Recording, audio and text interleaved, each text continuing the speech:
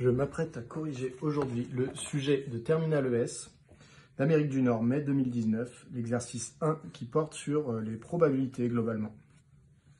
Je vais attaquer la partie A.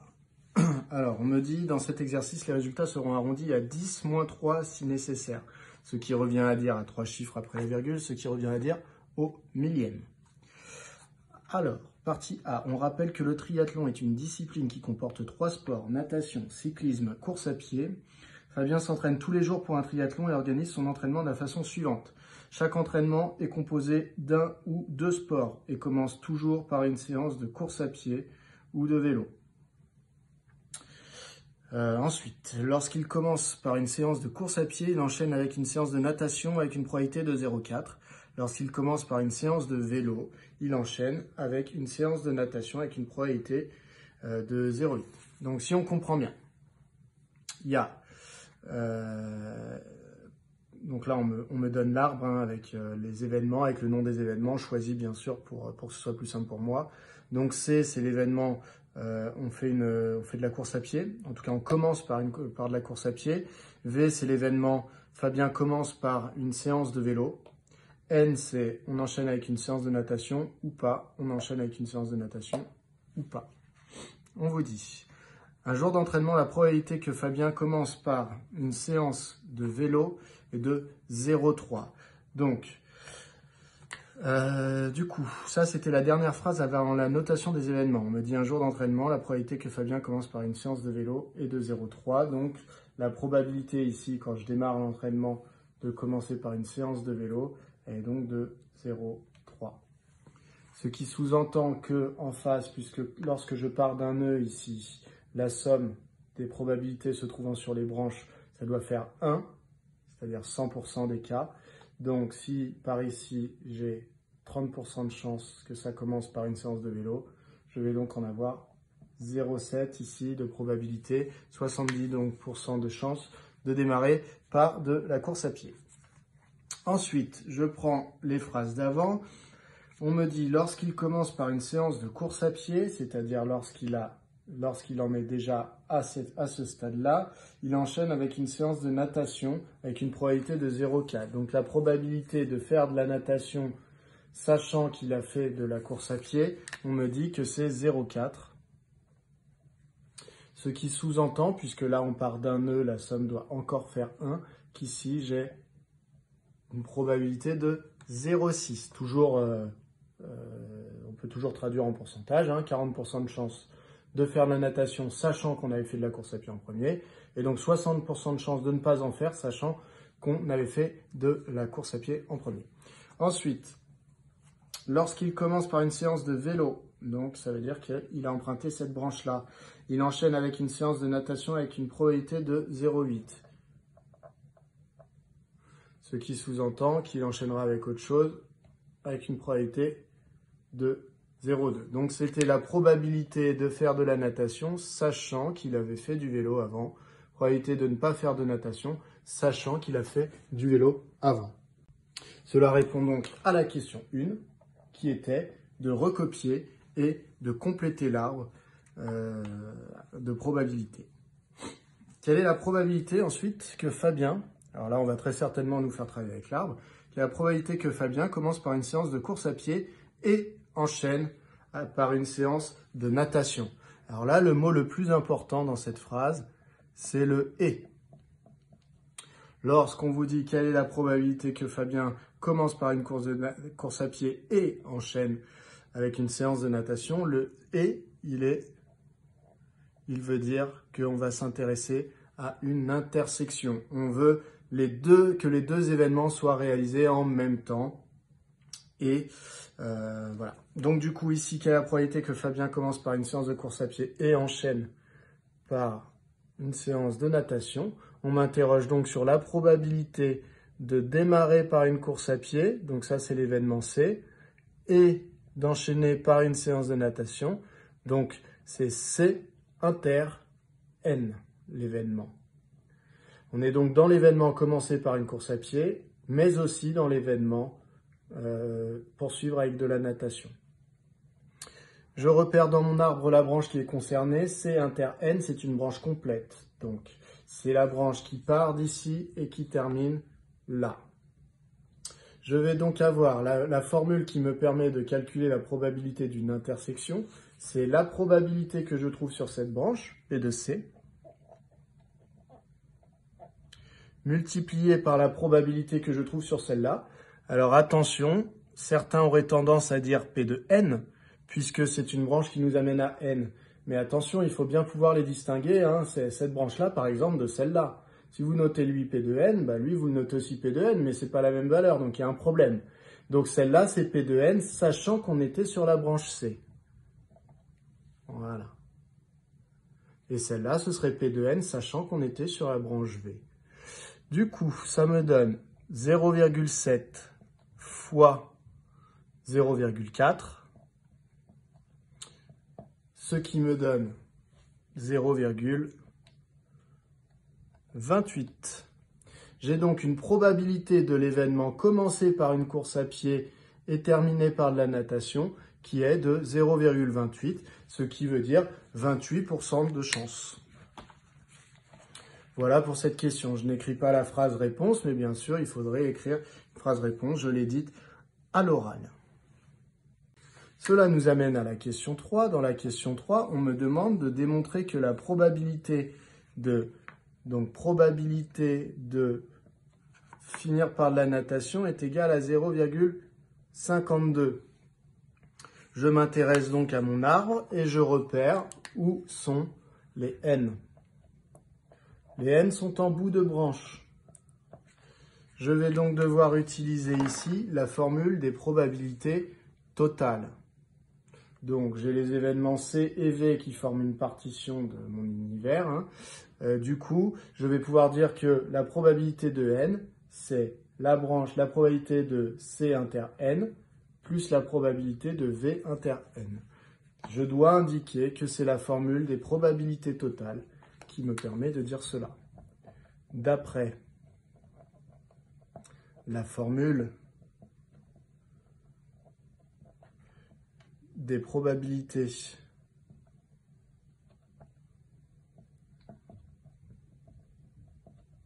totales, et bien donc j'ai P de N qui vaut P de C inter N, qui est cette branche-là, plus P de cette branche-là, donc de V inter N.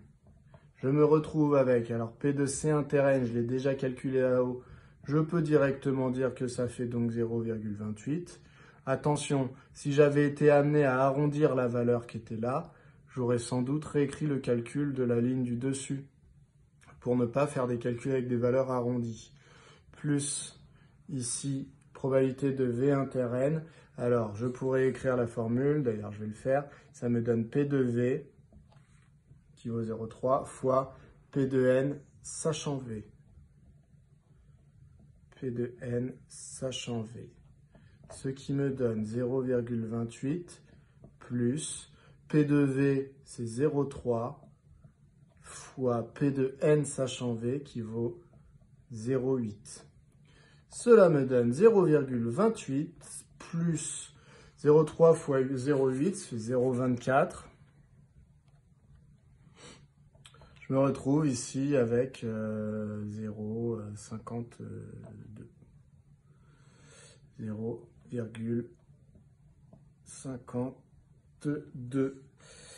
Et ça tombe bien puisque c'était ce qui m'était annoncé par l'énoncé, puisqu'on m'avait dit démontrer que P de N vaut 0,52, bah donc c'est réglé. Au passage, comme on m'a dit de démontrer que P de N valait cette valeur, peut-être que cela veut dire que je vais devoir m'en resservir et que c'est pour ça que l'énoncé m'a donné le résultat pour que celui qui n'a pas su calculer puisse quand même continuer l'exercice. Donc je garde ça dans un coin de ma tête, j'en aurai certainement besoin par la suite.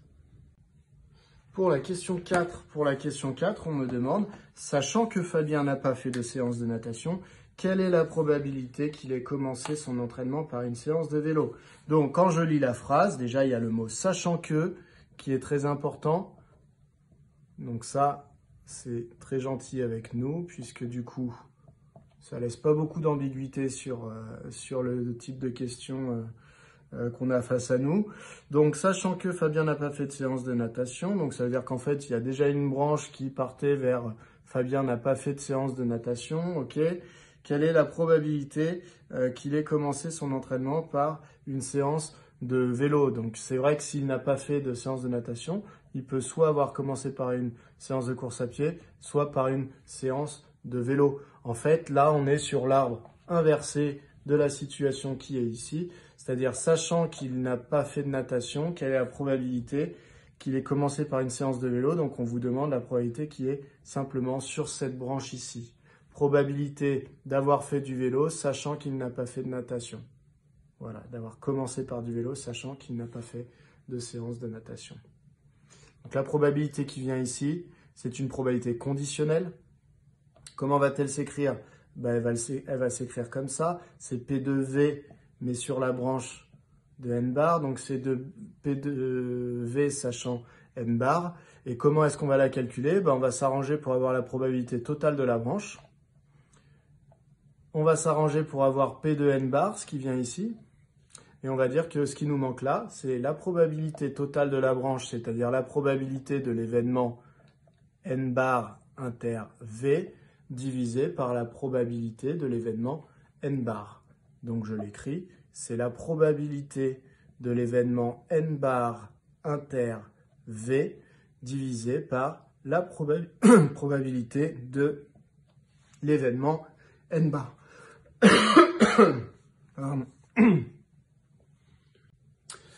Pardon, petit tout. Alors, du coup, il faut que je calcule ça. Alors, dans un premier temps, je vais commencer par recopier ma formule ici, comme ça je pourrais effacer tout ça. P de V sachant N bar. Donc je peux aussi tout simplement avoir appris par cœur ma formule, c'est ce que je vous conseille quand même. C'est de la connaître par cœur et de savoir un petit peu d'où elle vient. L'explication des branches, là, de l'arbre, c'est juste pour expliquer d'où elle sort. Donc P de N bar inter V divisé par P de N bar. P de N bar. Alors, P de N bar, tout d'abord, c'est assez facile, puisque c'est un événement contraire. Alors, soit vous dites, N bar, je le retrouve ici, dessine, soit N bar, je le retrouve là, et je le retrouve là. Donc, en fait, je peux faire la formule des probabilités totales, ce qui reviendrait à additionner la probabilité de cette branche, les probabilités de celle-là, et de dire, du coup, d'après la formule des probabilités totales, je peux calculer P de N bar, comme je l'avais fait pour N, finalement. Je peux faire ça, ou alors je peux me rendre compte que N bar, c'est l'événement contraire de N. Donc, pour un événement contraire, la probabilité, c'est toujours 1 moins la probabilité de l'événement. Donc, je peux tout simplement faire 1 moins P de N que j'ai déjà calculé dans la question 3, c'est le fameux 0,52. Mais sinon, je peux additionner cette branche avec celle-là, plutôt les probabilités de l'intersection de C inter N bar avec la probabilité de l'intersection de V et de N bar. Pour la probabilité de N bar inter V, ça c'est un V, ça ressemble à un U, mais c'est un V. Eh bien, il faut savoir que N bar inter V, c'est être dans l'événement N bar et dans l'événement V. Donc ça revient exactement au même que d'être dans l'événement V et dans l'événement N bar. Quand on a une intersection, on peut commuter V et N bar, c'est-à-dire on peut les échanger de place, ça ne change rien pour nous, puisque c'est vraiment être à l'intersection de deux choses. L'intersection, je vous rappelle ce que c'est, si j'ai deux rues, la rue Jean Jaurès et la rue Condorcet, si je suis à l'intersection de Jean Jaurès et de Condorcet, c'est que je suis là. Je suis également à l'intersection de Condorcet et de Jean Jaurès. Peu importe le sens dans lequel je dis mes noms. C'est que je suis dans les deux à la fois. Donc ici, je me retrouve avec V inter N bar. V inter N bar, c'est cette branche-là. Pour obtenir la probabilité de cette branche, je dois multiplier P de V avec P de N bar, sachant V. Ce qui me donne en fait 0,3 fois 0,2. le tout divisé par 1 moins 0,52, qui est ce qu'on a trouvé à la question précédente. Cela nous donne 0,06 sur 0,48, ce qui nous donne 0,125, si je ne me suis pas trompé. Voilà qui vient achever la partie A. Alors, vous allez me dire, mais quand est-ce qu'on va démarrer la partie B? Eh bien, c'est maintenant. Donc, partie B. L'épreuve de triathlon s'est déroulée. Pour chaque participant, on enregistre sa performance, c'est-à-dire le temps total pour effectuer les 3 épreuves du parcours. Donc, natation, course à pied, vélo. On admet que l'ensemble des performances des participants exprimées en heures peut être modélisé par une variable aléatoire, grand T, qui suit la loi normale d'espérance 2,5 et d'écart type 0,25. Donc, déjà, première chose à faire quand je lis ça, c'est repérer qu'il y a marqué que grand T, c'est une variable aléatoire qui suit la loi normale d'espérance. Et on me dit mu vaut 2,5 et d'écart type, donc sigma, qui vaut 0,25.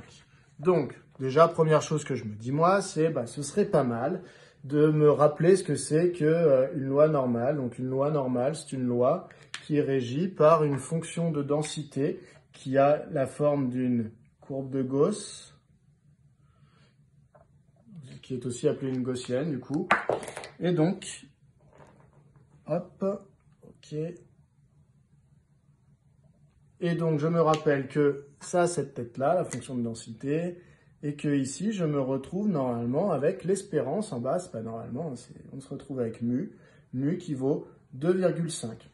Le sigma qui vaut 0,25, lui, je vous rappelle, ça gère en fait la hauteur ici, le maximum de ma fonction dépend du sigma, donc ça gère un petit peu la forme de ma courbe, c'est-à-dire que l'écart type, plus il est proche de 0, plus en fait, ça veut dire que mes valeurs vont être regroupées autour de 2,5, ce qui va engendrer quoi? Une courbe qui va être plus haute, entre guillemets, et du coup, qui va se redescendre plus rapidement vers l'axe des abscisses, puisque je vous rappelle que l'aire totale sous la courbe doit être égale à 1, qu'elle soit plus ou moins haute. De toute façon, l'aire en dessous doit être égale à 1. Donc, si je mets ma courbe ici, mon maximum, plus haut, eh bien, ça veut dire que je vais avoir plus d'air dans cette zone-là, et donc il faudra bien le retirer quelque part, donc ce sera sur ces portions-là.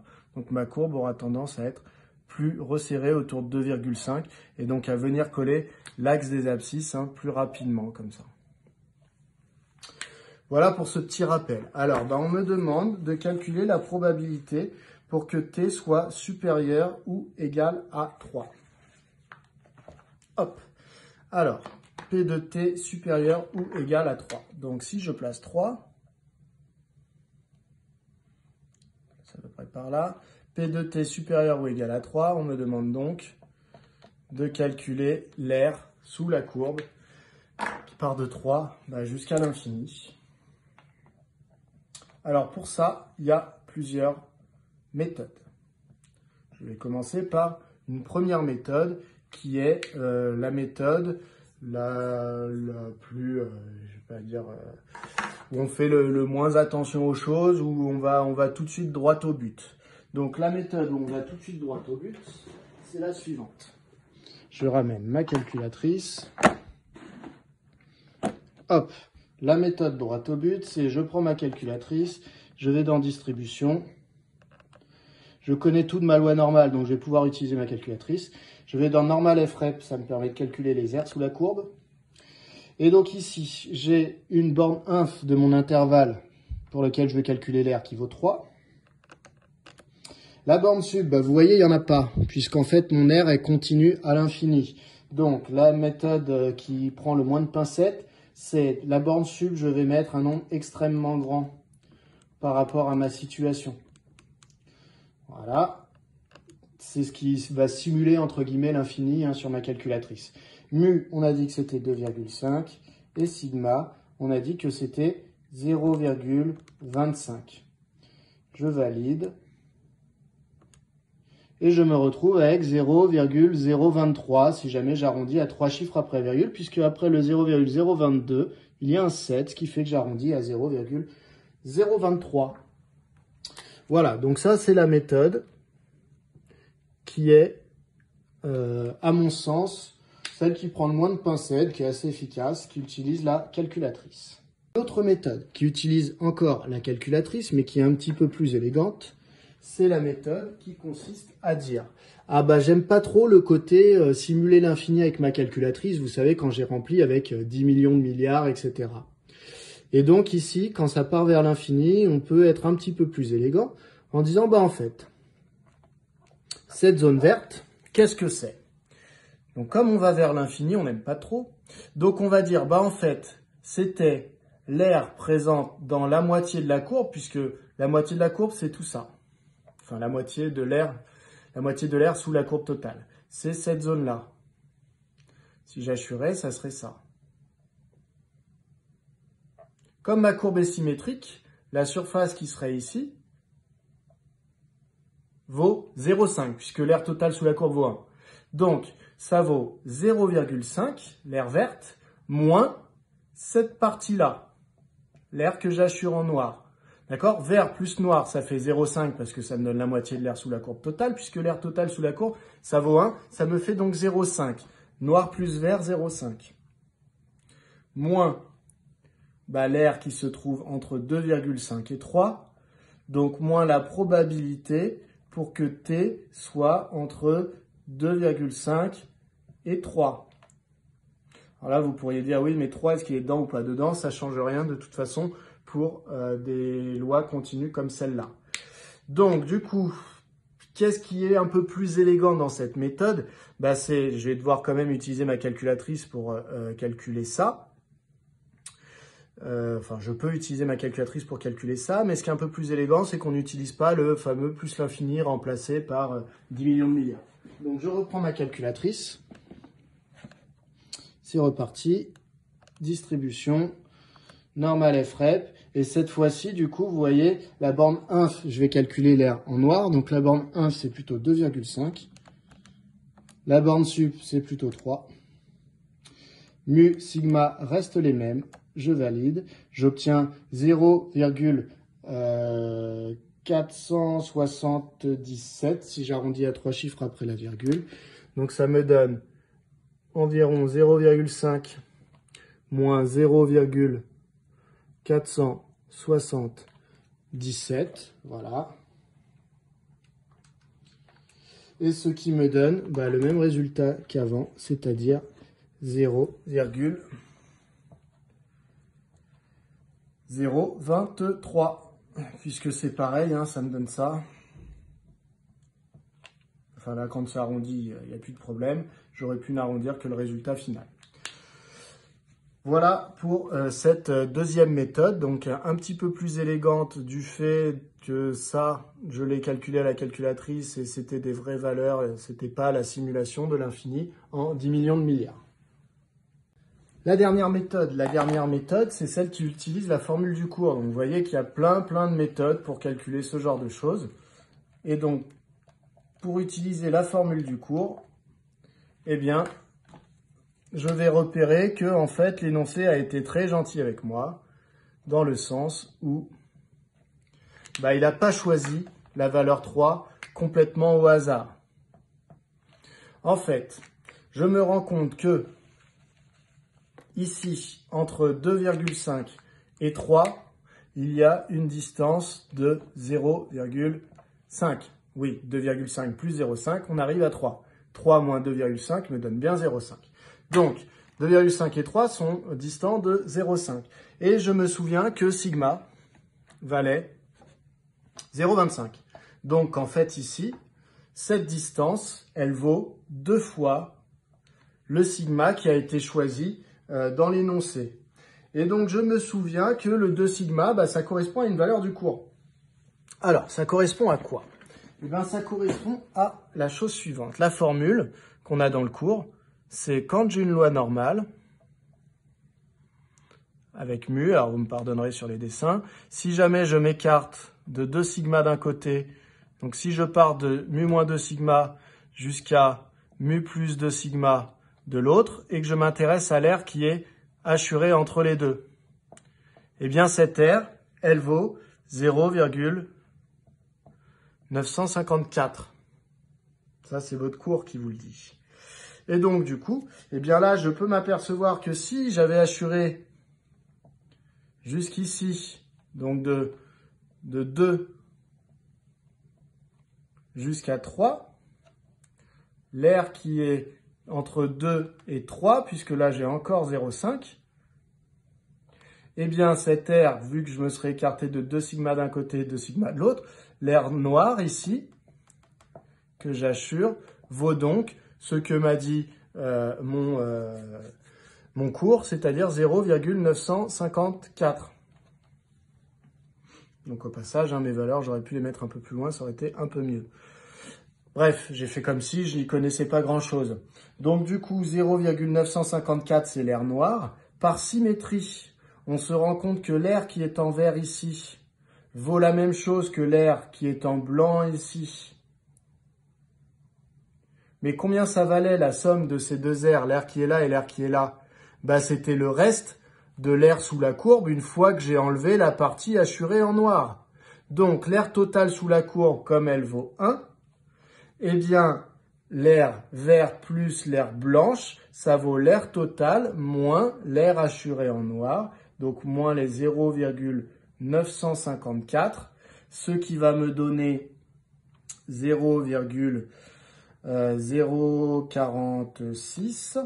Et donc, ça veut dire que l'aire verte plus l'aire blanche vaut 0,046. Donc, si je ne veux que l'aire verte, comme l'aire verte est égale à l'aire blanche, eh bien, je vais diviser par 2 cette valeur. Donc, 0,046, je vais la diviser par 2, ce qui me donne 0,023. Et je retombe encore sur ce fameux 0,023. Alors vous allez me dire, oui, mais là, tous ces calculs-là, pour la rédaction, c'est pas top. Et vous avez raison, c'est pas top. Donc je vais vous montrer comment on pourrait rédiger cela.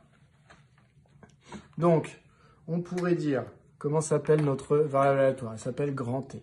Donc je pourrais dire finalement que P de T supérieur ou égal à 3, bah, c'est égal à quoi? Qu'est-ce que j'ai fait? Bah, c'est ça, c'est le 0,023. C'est le 0,046 divisé par 2. Donc, c'est quoi qui est divisé par 2? Le 0,046. Mais que j'ai trouvé comment? En disant que c'était l'aire totale, 1, moins la probabilité d'être entre 2 et 3. Donc, 1 moins la probabilité pour T d'être entre 2 et 3. Donc voilà mon calcul qui est inscrit. Maintenant, il me reste juste à dire que ça vaut 0,954. Alors, pourquoi est-ce que ça vaut 0,954? Parce qu'en fait, je fais la probabilité de mu moins 2 sigma jusqu'à mu plus 2 sigma. Et là, c'est bon. Le correcteur, il a compris que vous aviez repéré la formule du cours divisé par 2. Et donc là, vous mettez la valeur arrondie de votre cours. Ça vous donne 1 moins 0,954 sur 2, ce qui redonne 0,023. Voilà. Donc ça, c'est la méthode. Si jamais j'ai pas ma calculatrice, que par contre je connais très bien mon cours et les formules, je peux tout de même répondre à la question, puisque on m'avait donné la valeur 3. Il faut bien comprendre que ici, c'est le fait que ça fasse 0,5 entre 2,5 et 3, qui fait qu'on a 2 fois sigma. Mais si ici, à la place de 3, j'ai 5 par exemple, je ne pourrais pas faire cette méthode. Puisque pour faire cette méthode, il faut que ça corresponde à 2 fois sigma, ou alors 3 fois sigma, ou alors 1 fois sigma, puisque ce sont les 3 formules qu'il y a dans le cours. Il y a la formule pour 2 sigma, il y a la formule pour 1 fois sigma, et la formule pour 3 fois sigma. Voilà qui vient conclure toutes les méthodes pour résoudre cette question. Alors tout de même, on me demandait d'interpréter ce résultat dans le contexte de l'exercice. Donc dans le contexte de l'exercice, que veut dire ce résultat?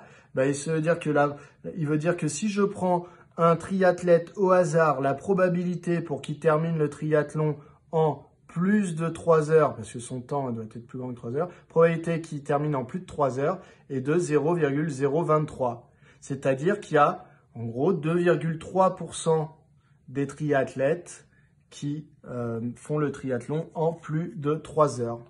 Voilà l'interprétation dans le cadre du contexte. Alors du coup, ça m'amène à la question 2, où on me demande de calculer la probabilité que la performance d'un triathlète pris au hasard se situe entre 2 et 3 heures. Donc en fait, j'ai déjà quasiment répondu à la question.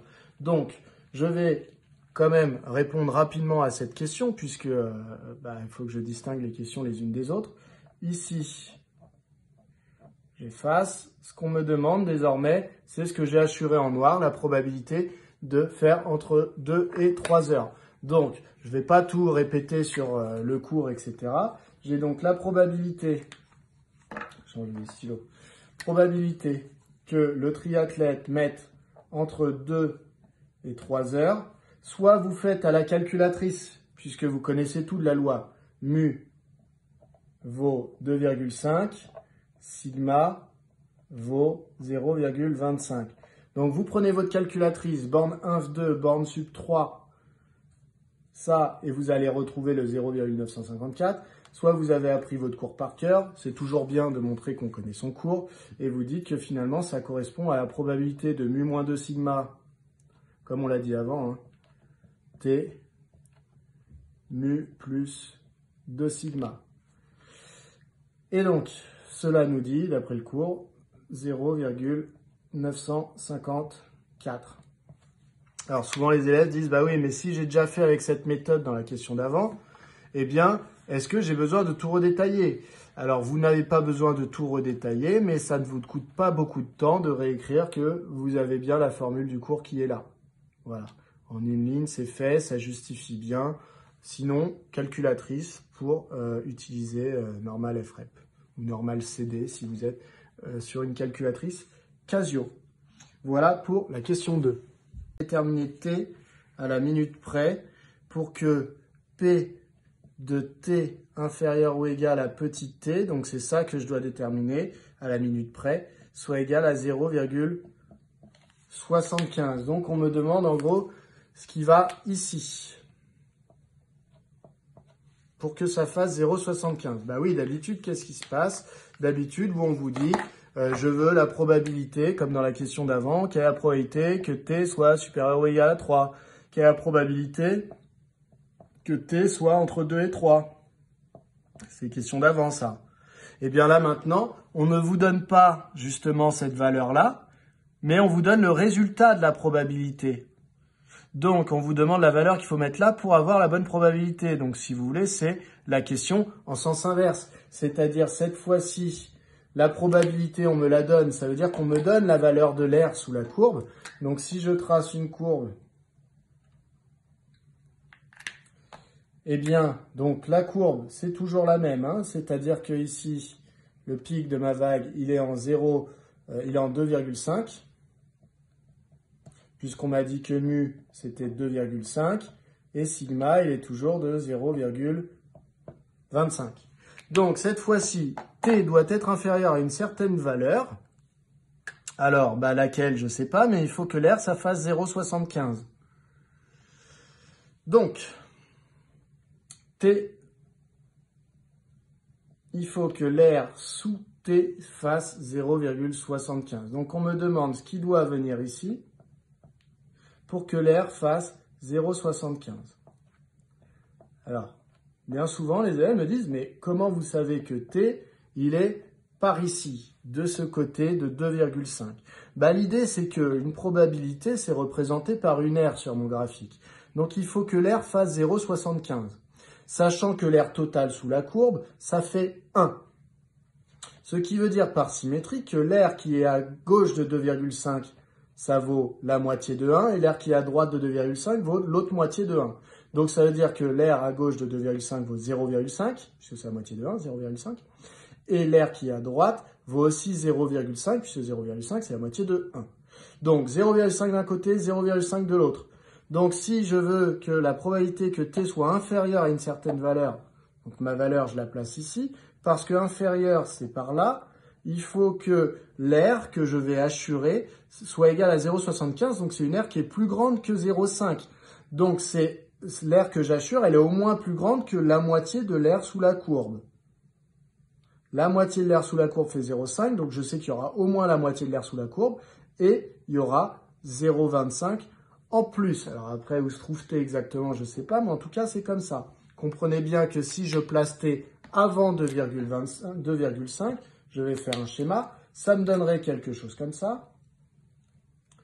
Alors, je vous demande d'être indulgent parce que là, je le fais vraiment extrêmement rapidement.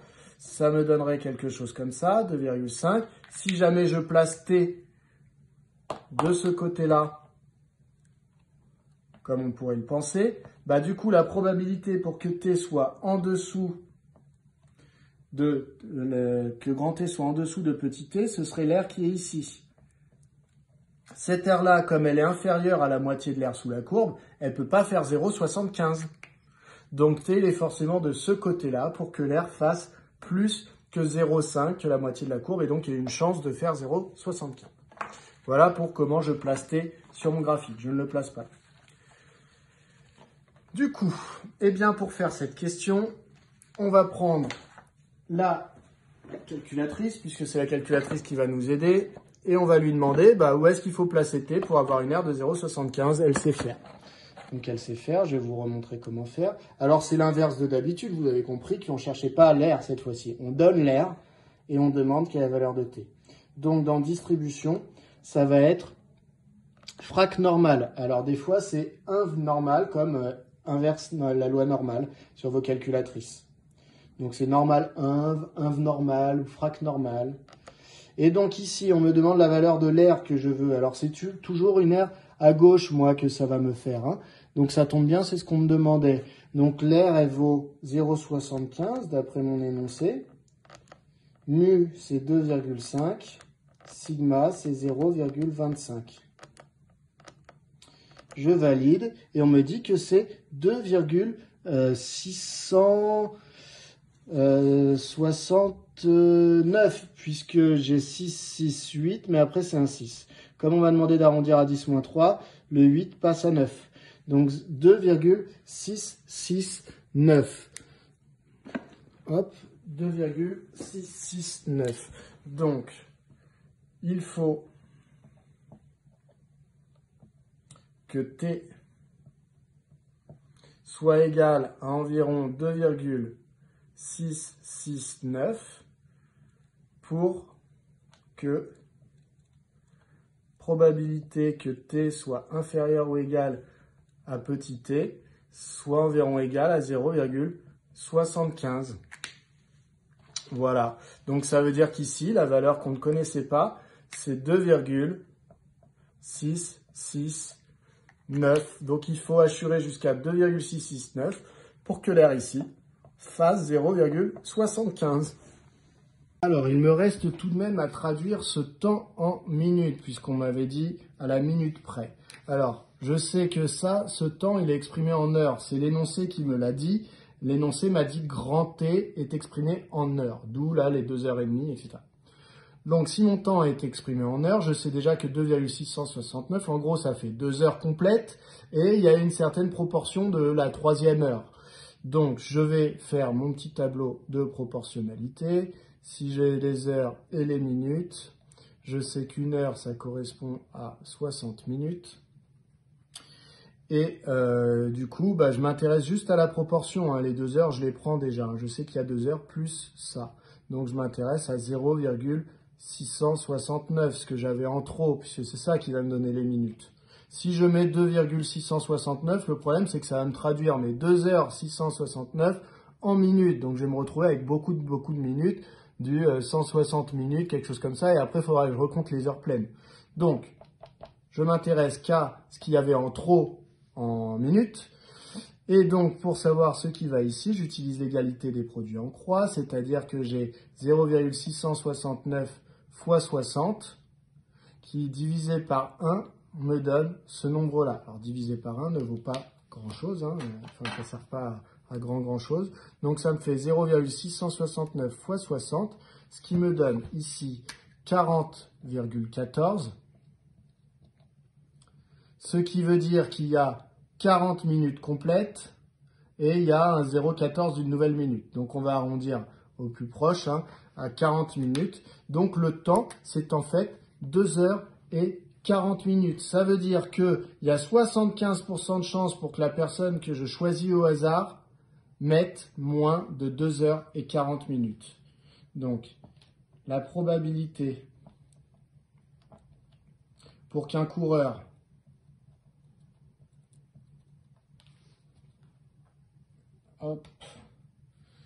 donc, la probabilité pour qu'un participant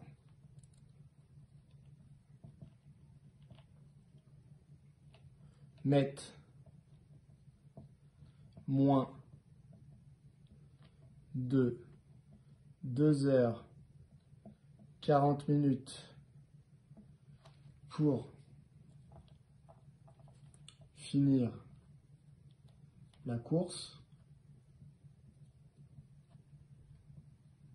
est de 0,75. Autre interprétation qui est acceptée, c'est qu'il y a 75% des coureurs qui terminent la course en moins de 2h40. Voilà, c'est accepté également. La partie C. La partie C porte sur les intervalles de fluctuation asymptotique pour la fréquence au seuil de 95%. Je refais un petit topo dessus. J'ai une population. Donc je sors de l'exercice pour l'instant pour expliquer la notion. J'ai une population, par exemple la population française. Dedans, j'ai une proportion. Moi, je vais m'intéresser à la proportion de gens dans la population française qui aiment les mathématiques. Je vais partir du principe que cette proportion elle est de 0,45, c'est-à-dire qu'il y a 45% des gens en France qui adorent les mathématiques. Donc ça, c'est une situation qui est figée. Cette situation figée, maintenant, ce que je vais faire, c'est que je vais essayer de choisir un échantillon dans ma population. Donc, je choisis un échantillon. Le nombre d'individus dans un échantillon, on dit que c'est la taille de l'échantillon. Donc, je vais choisir un échantillon de taille N. Donc ça, c'est à moi de choisir. Est-ce que je vais interroger 1000 personnes, 10 000 personnes, 20 000 personnes? Je ne sais pas encore. Donc, en tout cas, j'ai un échantillon d'une certaine taille, N. Je vais dire, pour mon exemple, que j'interroge 1000 personnes. Eh bien, je vais m'interroger, à savoir, sur les 1000 personnes que je vais interroger, quelle va être la proportion de gens qui adorent les mathématiques. Alors déjà, il faut savoir que dans un échantillon, la proportion de gens qui aiment les mathématiques, je ne vais pas l'appeler P, P je l'ai utilisé pour la proportion de gens, mais dans la population globale. Dans mon échantillon, la proportion de gens qui aiment les mathématiques n'a pas vraiment de raison d'être pile égale à 45%, puisque dans mon échantillon, vous savez que du coup, si ça se trouve, j'ai pas eu de chance, j'ai pas pris beaucoup de monde qui aimait les mathématiques, etc. Il y a la fameuse part de chance qui fait que la fréquence que je vais observer dans mon échantillon, que j'appelle petit f, eh bien, cette fréquence, eh bien, elle va avoir une certaine valeur. Je sais que si tout se passe bien dans le meilleur des mondes, ça serait 0,45 dans mon échantillon. Il y aurait 45% des gens qui aimeraient les mathématiques. Donc, je me doute que le mieux, ce serait de trouver 0,45. Mais vous savez bien aussi qu'il y a des chances pour qu'on ne trouve pas 0,45. Donc, dans l'idée, f, ça va être une valeur qui va être proche de 0,45. Mais il n'y a pas vraiment de raison pour que ce soit 0,45 pile. Donc, l'idée, c'est proche, mais c'est pas exactement ça. Donc, proche, ça veut dire quoi? Proche, ça veut pas dire grand-chose. Hein. Par exemple, si jamais je trouve 490 personnes, c'est juste un exemple, je vais effacer après, 490 personnes sur les 1000 dans mon échantillon qui aiment les mathématiques, ça me fait donc une fréquence, c'est-à-dire une proportion dans mon échantillon, de 49% des gens. Et si je vous dis, est-ce que 0,49 c'est proche de 0,45 ou pas, vous n'allez pas trop savoir me dire. Il y en a qui vont me dire oui, d'autres qui vont me dire non. Donc, qu'est-ce que ça veut dire être proche? Eh bien, être proche, ça veut dire être autour de 0,45 dans un certain intervalle qu'on va définir. Donc, par exemple, si j'ai 0,45 ici, je vais définir un intervalle autour de 0,45 qui dit que, en fait, f, ma fréquence, eh bien, il y a 95% de chances qu'elle soit dans cet intervalle. Donc, je vais fabriquer un intervalle construit autour de 0,45, de la vraie proportion dans la population. qui va être symétrique d'abord, c'est-à-dire que de ce côté-là, il y aura la même distance que de ce côté-là dans mon intervalle. Et donc, ce sera l'intervalle dans lequel ma fréquence a 95% de chance d'être. Donc, ma fréquence, si on comprend bien, c'est une variable aléatoire, du coup, je ne la connais pas avant de vraiment interroger mes 1000 personnes, mais même si je la connais pas, je sais qu'elle a 95% de chance de tomber dans un intervalle que je vais construire. C'est-à-dire que des fois, ce sera 0,46, des fois 0,44, des fois 0,445, etc. Donc, ma fréquence ici va fluctuer, va varier, mais elle va fluctuer 95% du temps dans un intervalle que je vais construire ici. C'est cet intervalle qu'on appellera l'intervalle de fluctuation pour la fréquence f au seuil de 95%, puisque c'est un intervalle dans lequel ma fréquence tombera 95 fois sur 100. C'est-à-dire si je répète cette expérience, eh bien 95 fois sur 100, à force de faire mon expérience, 95 fois sur 100, ma fréquence sera tomber dans l'intervalle et 5 fois sur 100 à l'extérieur. C'est des statistiques, hein, bien sûr. Donc quand je dis 95 fois sur 100, on se comprend là-dessus. Du coup, cet intervalle, qu'est-ce qu'il vaut? Je le réécris. L'intervalle de fluctuation asymptotique au seuil de 95% pour la fréquence est environ égal à ma vraie proportion moins un petit quelque chose, la distance que je retire là. Ce petit quelque chose, qu'est-ce qu'il vaut? Il vaut 1,96 racine de P fois 1 moins P sur racine de N. Et ça va jusqu'où? Ça va jusqu'à P, donc 0,45, plus la même chose que ce que j'avais retiré, mais cette fois-ci je le rajoute, donc plus ce bloc-là, plus 1,96 racine de P fois 1 moins P sur racine de N, N étant toujours le nombre de personnes interrogées. Alors cet intervalle, pour qu'il commence à avoir du sens, on considère qu'il faut qu'il y ait des conditions qui soient remplies. Ces conditions sont que N doit être supérieur ou égal à 30, doit être que N fois P doit être supérieur ou égal à 5, donc N fois P, et que N fois 1 moins P soit supérieur ou égal à 5. Donc avant d'appliquer cet intervalle-là, eh bien, il va falloir qu'on vérifie ces conditions-là. C'est ce qui nous permet de donner du sens à cet intervalle et qui fait que voilà, cet intervalle, du coup, a du sens. Donc, je répète une dernière fois, on a construit un intervalle dans lequel, si la proportion est effectivement de 0,45 dans la population totale, eh bien, si jamais ça, c'est vrai, ma fréquence devrait être... J'ai 95% de chance pour que ma fréquence tombe dans l'intervalle que je viens d'écrire ici et qui porte le nom d'intervalle de fluctuation asymptotique pour la fréquence au seuil de 95%. Je répète une dernière fois, si la population est bien constituée de 45% de gens qui aiment les mathématiques, eh bien ma fréquence, c'est-à-dire quand je vais prendre un échantillon de 1000 personnes dans ma population, la proportion de gens qui aiment les mathématiques dans mon échantillon devrait être proche de 0,45. Qu'est-ce que ça veut dire proche de 0,45? Ça veut dire dans l'intervalle de fluctuation asymptotique pour la fréquence au seuil de 95%. Donc, si je cherche à appliquer tout ça, il faudrait que je remplace P par ce qui est là, N par ce qui est là, etc. Je vais directement le faire dans le cadre de mon exercice. Dans mon exercice, la partie C, on me dit « Chaque participant au triathlon complète une fiche d'inscription comportant différents renseignements dont le sexe du participant. L'organisateur affirme que le pourcentage de femmes ayant participé à ce triathlon est de 50%. » Donc là, qu'est-ce qu'on est en train de me dire? On est en train de me dire que j'ai ma fameuse population. Ma population ici, qu'est-ce que c'est? Ce sont les participants à la course. D'accord? On n'est pas toujours sur un pays, comme j'ai dit tout à l'heure. Hein. Ça peut être des participants à une course, ça peut être des lycéens dans un lycée, etc., etc. Donc là, j'ai une population qui est constituée des gens qui font la course Et donc, dedans, j'ai une proportion qui est annoncée, qui est de 50%, donc une proportion de 0,5 de femmes. Donc, la population, c'est tous les gens qui participent à la course, tous les participants. Et la probabilité, si je choisis un participant au hasard, la probabilité que ce soit une femme, elle est de 0,5. Voilà ce que me dit l'énoncé jusque-là. L'organisateur, blablabla, c'est ce que je viens de lire. En raison du très grand nombre de participants au triathlon, l'organisateur décide de vérifier cette affirmation sur la base d'un échantillon de 60 fiches tirées au hasard. Donc, on vous dit que la population est très très grande. Donc, ce qui veut dire que quand on va choisir un échantillon de 60 fiches,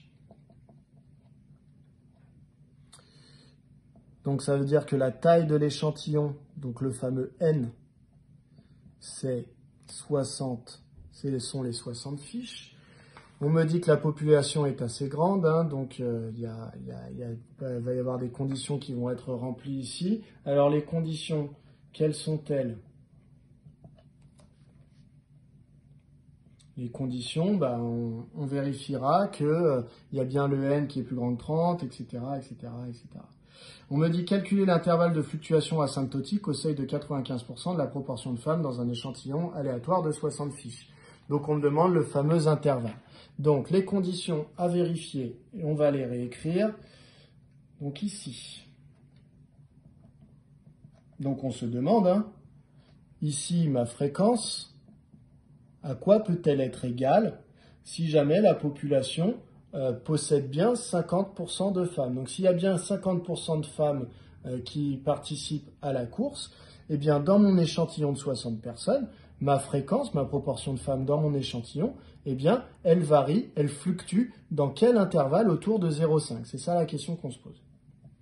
Pour utiliser le fameux intervalle de fluctuation asymptotique qu'ils nous ont donné, qu'ils nous ont recommandé, on va vérifier les conditions. Alors N vaut 60. Donc, N est bien supérieur ou égal à 30, puisque c'était les conditions. N fois P. N vaut 60. P vaut 0,5, donc c'est la moitié de 60. Le résultat, ça fait 30. Donc j'ai bien que N fois P est supérieur à 5. Enfin, N fois 1 moins P. Ça fait 60 fois 1 moins 0,5, ce qui fait 0,5 aussi au passage. Donc ça se fait 0,5, donc 60 fois 0,5, on a déjà vu que ça valait 30. Petite manière de vérifier, la somme de ça et de ça, ça doit faire 60. Donc, N fois 1 moins P,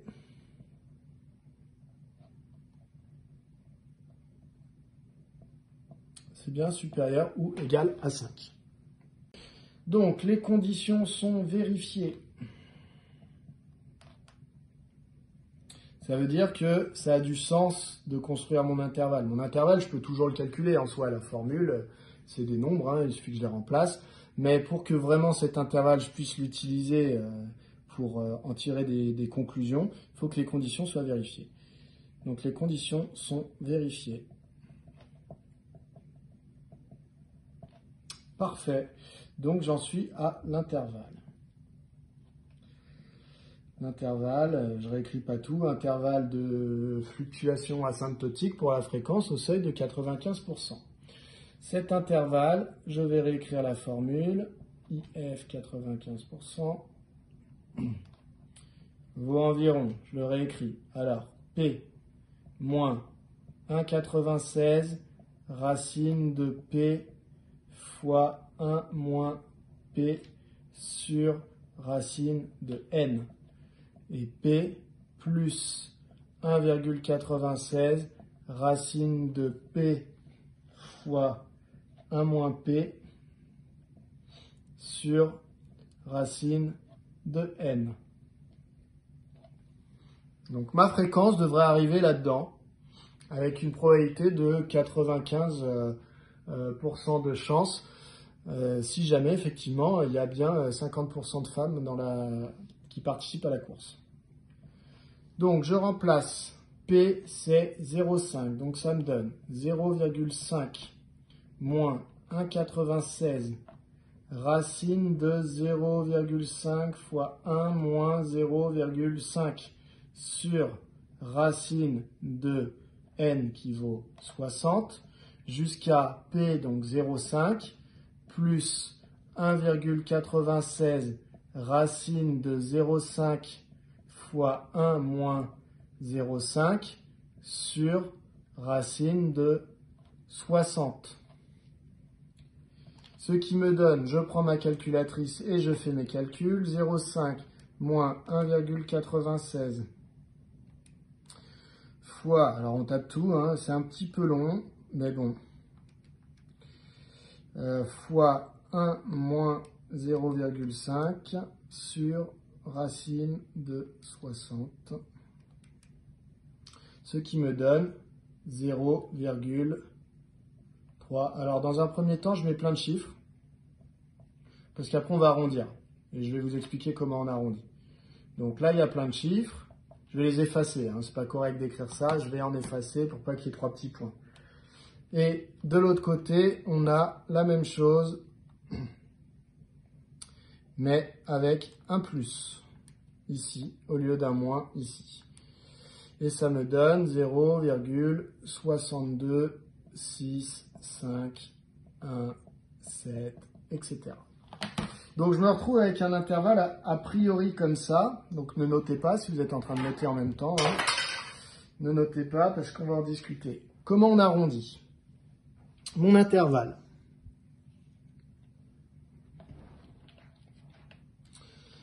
Mon intervalle ici, il a une vraie valeur qui va de là à là, avec 0,45 au milieu. Quand je dis les vraies valeurs, c'est valeurs exactes.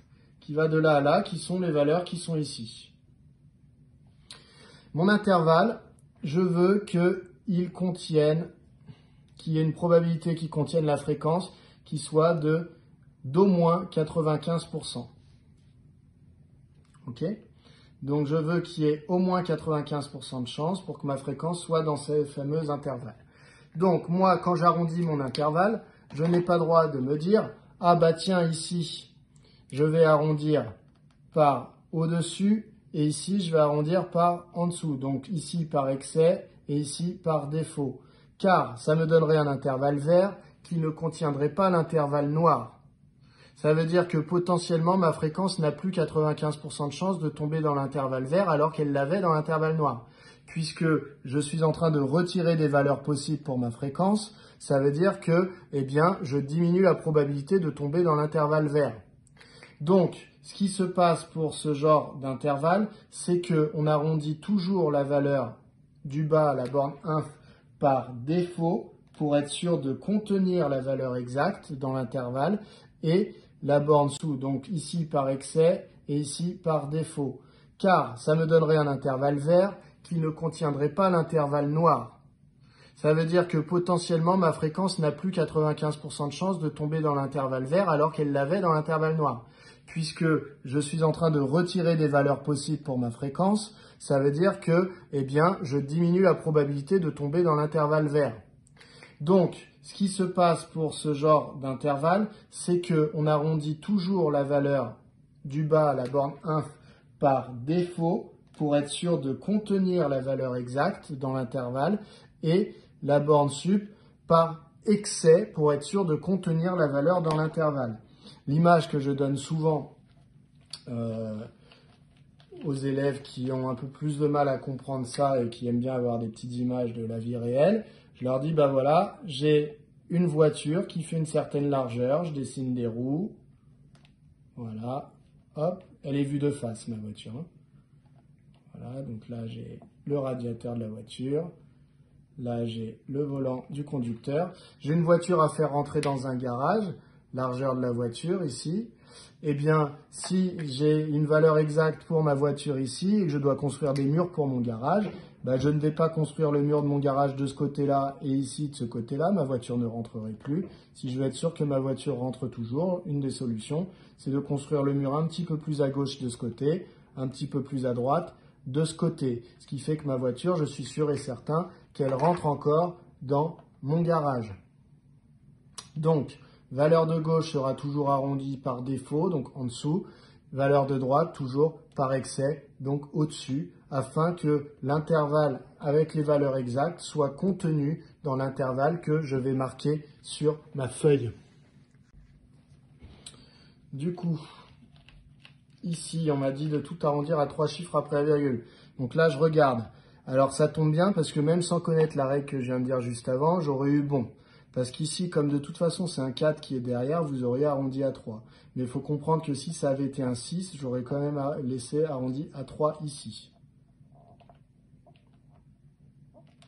Ici, par contre, enfin là, c'est pareil, ça tombe bien, c'est un 5. Donc, naturellement, vous auriez arrondi le chiffre qui est là à 7.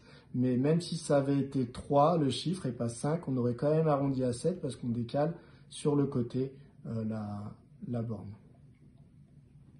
Donc finalement, ça me dit quoi?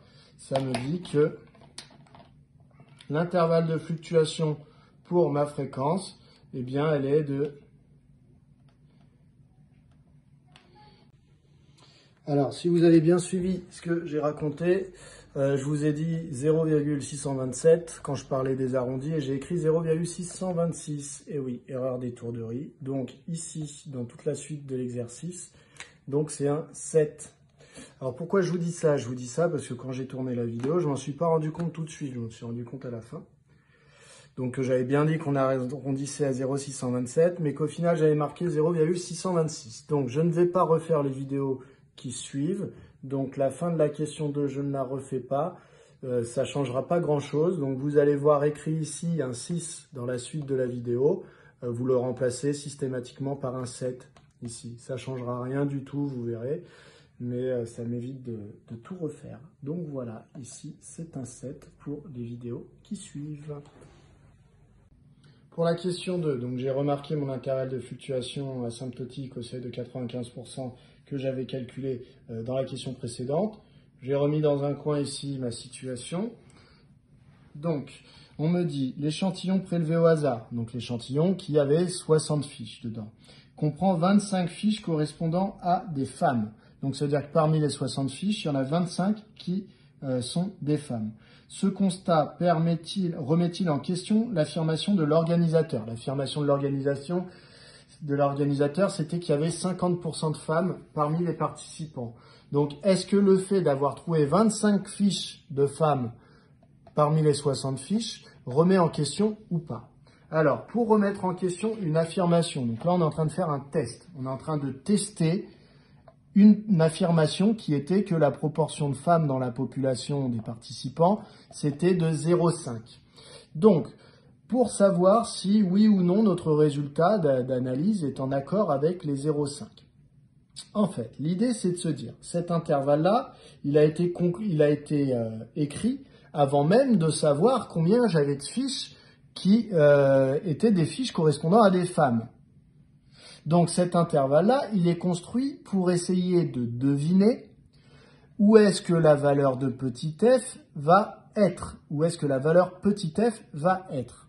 On a dit, dans le meilleur des mondes, eh bien ici, quand on a une population qui contient 50% de femmes, eh bien si j'interroge 60 personnes pour savoir si oui ou non ce sont des femmes, la proportion de femmes dans mon échantillon a 95% de chances de se retrouver dans cet intervalle. Donc moi, je me dis, je vais regarder parmi mes 60 fiches combien j'en avais. Eh bien, j'ai trouvé un petit f, une fréquence, qui vaut 25 fiches parmi les 60. J'ai donc un rapport de 25 sur 60, ce qui me fait, au passage, ça me fait 0, si j'arrondis, 417, parce qu'il y avait 6, 6, voilà, c'était comme ça. Donc j'arrondis à 0,417, ça veut dire que moi, en fait, j'ai trouvé 41,7% de femmes dans mon échantillon. La question, c'était est-ce que je dois remettre en question, avec cette fréquence-là, l'affirmation de l'organisateur? Alors, quand est-ce que je peux remettre en question une affirmation? Comme je sais que Normalement, s'il y a bien 50% de femmes dans la population des participants, normalement, ma fréquence est censée être là-dedans, avec 95% de chance. Ce qui veut dire que si ma fréquence n'est pas là-dedans, eh bien, je vais plutôt avoir tendance à dire que, certainement que, en fait, la proportion de femmes n'est pas de 50%. Puisque si elle l'était, ma fréquence, elle avait d'énormes chances de tomber dans cet intervalle. Donc, si ma fréquence n'est pas dans cet intervalle, je vais considérer que, en fait, eh bien, on m'a menti au départ. Alors, en vrai, vous pourriez dire, ben non, mais il peut très bien ne pas avoir menti et que ma fréquence soit à l'extérieur de l'intervalle. Oui, c'est vrai. Il y a 5% de chance pour que, si on ne nous a pas menti, notre fréquence tombe à l'extérieur de l'intervalle. Mais 5% de chance, eh bien, on considère que on peut prendre le risque de dire que la personne nous a menti. Donc, une décision, elle se prend toujours au seuil qu'on a choisi. Le seuil était de 95%, ce qui fait qu'on a accepté de se tromper 5% du temps si jamais on dit que la personne nous a menti alors qu'en fait, elle avait raison. Donc ici, en l'occurrence, ma fréquence de 0,417 est dans l'intervalle. Donc ça veut dire que ce que j'ai trouvé là, c'est tout à fait en cohérence avec ce que je pouvais m'attendre à trouver si l'organisateur dit vrai. Donc je vais dire F appartient à mon intervalle. Mon intervalle, il s'appelle IF 95%. Donc je vais dire, or, F appartient à l'intervalle, donc il n'y a pas de raison de remettre en question l'affirmation de l'organisateur puisqu'on a trouvé une fréquence qui était dans les valeurs qu'on pensait pouvoir trouver. Voilà, l'idée c'est ça. Fréquence, elle est dans les valeurs possibles que je pouvais avoir, donc je considère au seuil de 95% que je n'ai pas de raison de remettre en question l'affirmation de l'organisateur. Donc, au seuil de 95%, nous n'avons pas de raison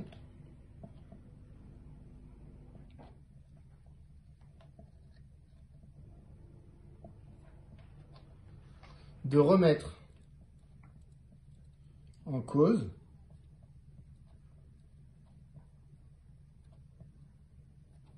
l'affirmation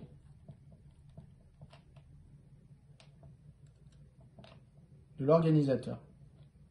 C'est-à-dire qu'a priori, on a trouvé un résultat qui est cohérent avec ce qu'on nous avait annoncé.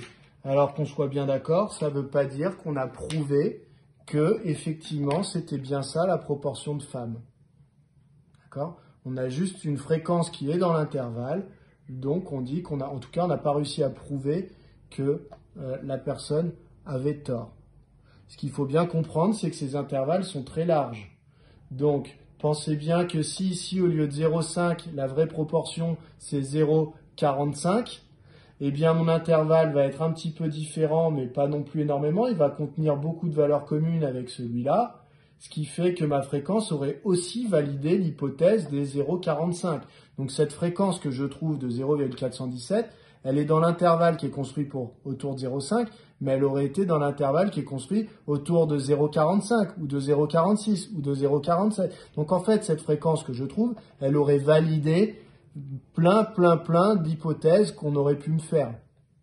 Donc je n'ai pas prouvé que cette hypothèse était vraie, j'ai juste trouvé un résultat qui est en cohérence, je n'ai donc pas prouvé que cette hypothèse était fausse. Les tests de ce genre-là sont généralement construits pour prouver qu'une hypothèse est fausse, mais ne sont pas vraiment là pour confirmer une hypothèse.